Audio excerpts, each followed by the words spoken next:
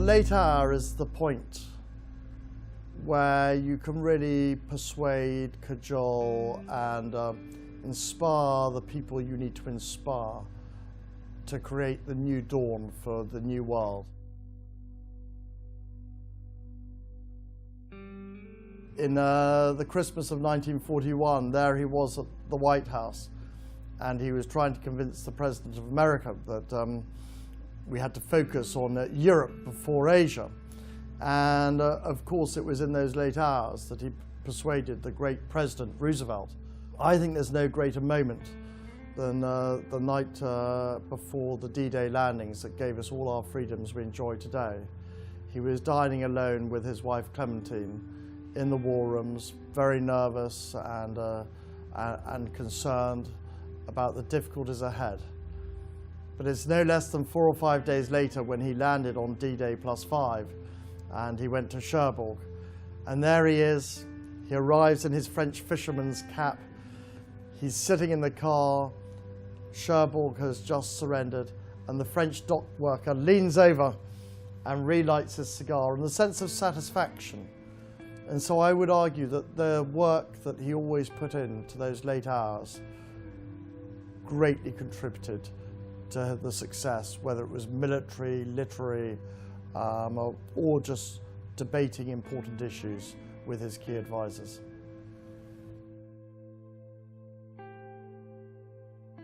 He was brilliant at gathering people together. He was a great raconteur. He drew great inspiration from people, but in a way that others couldn't. He was able to give the nation heart, and he was able to give the nation leadership.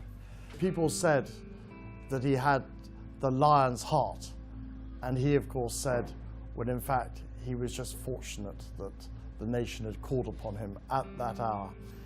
He said, "We are all worms, but I do believe I am a glowworm." And dinner was the time when he started to glow. He'd had the strength and support of those around him, family, good conversations. And the whole point of good conversations is you match things up in the right way, you understand things, rather like the way you match a cigar up with a good whiskey or a nice champagne at the end of the day. The late hours and the dark hours was when Churchill was his most productive in life, and he was never without the cigar. The cigar was always so much. You can't take a picture of Churchill without a cigar. There's barely a photograph out there without Churchill with a cigar. And it's fair to say that the cigar was his constant companion and friend. And he found it was a great way to relax and to just draw the best inspiration from people. And this wonderful chair, it has wonderful crinkles and creases and so much personality. This is the chair where Churchill enjoyed coming to enjoy cigars when he was selecting those that would go into his humidor.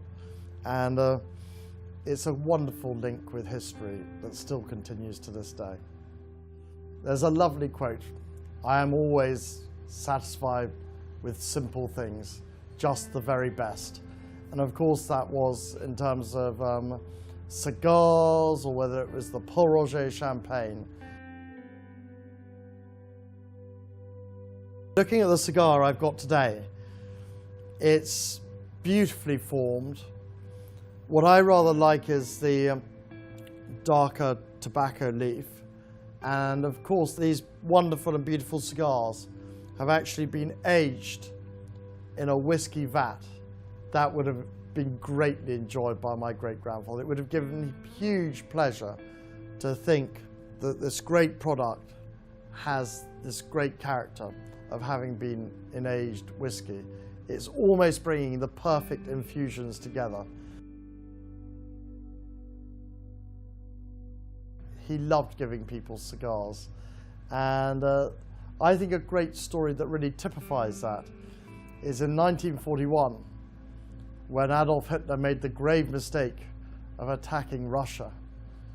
Churchill is woken up by his butler Sawyers at 4 o'clock in the morning, to be told that Hitler has tried to invade Russia, and a smile goes across Churchill's face. He's fully awake, and the next instructions he gives to Soares is, please awake the Foreign Secretary, Anthony Eden. He gives Soares, he gets a cigar out of his humidor, places it on Soares' silver tray, and Soares goes to announce the move that happened and delivers it to Anthony Eden at sort of 4:15 in the morning. The silver tray arrives, and after the news has been imparted, Soares says, this is with the cigar is with the compliments of the Prime Minister. So the gift of cigars was such an important thing. And I find it wonderful to think at 4 o'clock in the morning, if you want to give somebody an appropriate gift, a gift of cigars is the highest accolade you can have.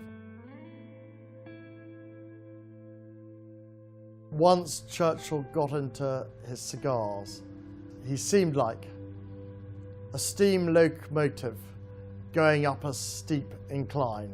He was puffing away like crazy with total happiness. His happiest moments was when he had friends, family, colleagues around him, enjoying good conversation, a glass of whiskey, and a fine cigar.